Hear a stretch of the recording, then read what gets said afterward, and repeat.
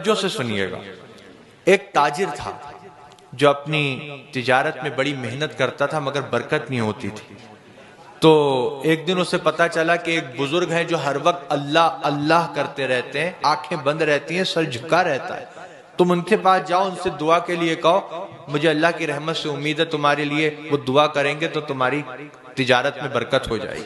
وہ گیا اور جا کر دیکھا تو وہ بزرگ سر جھکا ہوا ہے, آنکھیں بند ہیں, اللہ اللہ اللہ ذکر میں مصروف ہیں.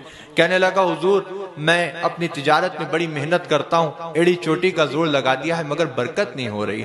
تو وہ بزرگ انہوں نے سر اوپر اٹھایا, آنکھیں کھولیں اور ایک جملہ فرمایا پورا تولا کرو. کیا فرمایا؟ پورا تولا کر.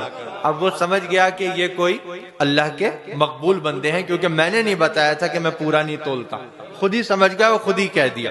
اس کے دل پہ اس نصیحت نے اثر کیا, اس نے طے کر لیا کچھ ہو جائے اب سے پورا ہی تولوں گا. آیا اور اپنی تجارت میں لگ گیا. کوئی مال لینے آتا تو کہتا لو بھائی تم خود ہی تول لو, تھوڑا سا کوئی زیادہ لیتا تو منع نہیں کرتا. اتنی شہرت ہوئی اس کی اس بات کی کہ لوگ 20 دکانیں چھوڑ کر اس کے پاس خریدنے آنے لگے. وہ تاجر ایسا ہے کبھی کم نہیں دیتا, ارے یہاں تک کہہ دیتا ہے خود تول لو, تھوڑا سا زیادہ لے لیں تو منع بھی نہیں کرتا. 20 دکانیں چھوڑ کر لوگ اس کے پاس سامان لینے آنے لگے. اتنی برکت ہوئی کہ تولنے والے جو بٹ ہوتے ہیں وہ بھی اس نے سونے کے بنوا لیے. اب وہ لے کر گیا ان بزرگ کی بارگاہ میں. وہ بزرگ ویسے ہی ذکر میں مشغول ہیں, سر جھکا ہے, آنکھیں بند ہیں. کہنے لگا حضور آپ کی نصیحت نے تو بڑا کام کیا, 20 دکانیں لوگ چھوڑ دیتے ہیں, میرے ہی پاس سامان لینے آتے ہیں, اور دیکھیے اتنا برکت ہوئی ہے کہ یہ جو تولنے کے جو یہ ہوتے ہیں میں نے ان کو بھی سونے کا بنوا لیا. اب بزرگ نے جب سنا تو سر اوپر اٹھایا, آنکھیں کھولیں اور ایک جملہ فرمایا ان کو ندی میں پھینک دو. ان کو ندی میں پھینک. سونے کے تھے لیکن وہ جانتا تھا ملے انہی کی نصیحت سے.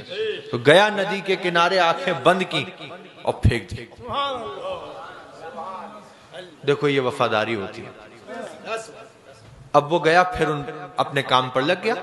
اب چند دن کے بعد ندی کے کنارے سے ایک قافلہ گزر رہا تھا جو اسی کے پاس سامان لینے آ رہا تھا. ان کے پیروں میں کچھ آیا تو دیکھا اٹھا کے تو وہی سونے کے بٹ. تو کہنے لگے کہ اس علاقے میں تو یہ سرمایہ اسی کے پاس ہے جس سے ہم سامان لیتے ہیں, یہاں کیسے آ گیا؟ چلو بہت اچھا آدمی ہے, دے دیتے. دیکھو وہ لے کر گئے اس کے پاس, اس نے دیکھا, کہا یہ تمہارے ہیں؟ کہا میرے. تمہیں کہاں ملے؟ کہا ندی کے کنارے پر. کیسے پہنچے؟ کہا وہ بعد میں بتاؤں گا, پہلے مجھے دو, مجھے ذرا جانا ہے. کہا کہاں جانا ہے؟ کہا دو ذرا بہت ضروری کام, بیٹھو ابھی آتا ہوں.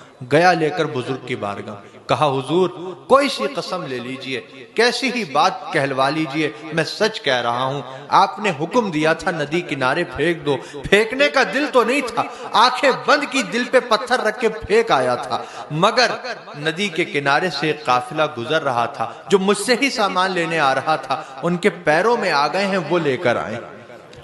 اب بزرگ نے دیکھیے اب جو بات فرمائی نا وہ آپ کو سمجھنا ہے.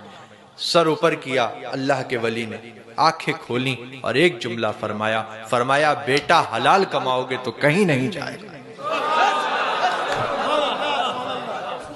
حلال کماؤ گے تو کہیں نہیں جائے گا, ندی میں بھی جائے گا تو تمہارے پاس بھیج دیا جائے گا.